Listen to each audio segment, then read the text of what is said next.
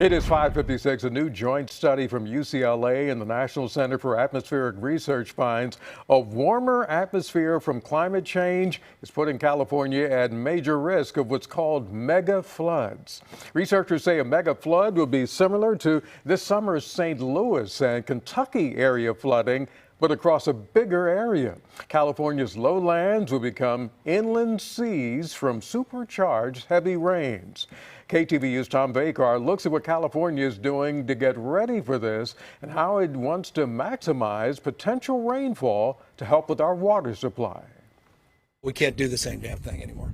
California must build as many desalination plants as possible, as the city of Antioch is doing right now, because rain by itself is no longer reliable to fulfill the state's needs. And yet, unreliable rains threaten California with massive flooding. These atmospheric rivers that are dumping massive amounts of rain overnight. The changes that we're seeing, these accelerated impacts of climate change, were not anticipated 10 years ago, even 5 years ago. The Newsom administration believes those intermittent deluges can be turned into an asset. We have to adapt to that new reality, and we have to change our approach so we can capture more of that stormwater. In other words, expand existing reservoirs and build more dams, plus increase the amount of water stored underground where there's already a lot of space readily available. But until then, during periods of long drought, 2/3 of Californians will still rely on water that comes down from the mountains and goes through the delta. We need to protect that source of drinking water for Bay Area communities on down to Southern California communities, including our agricultural economy.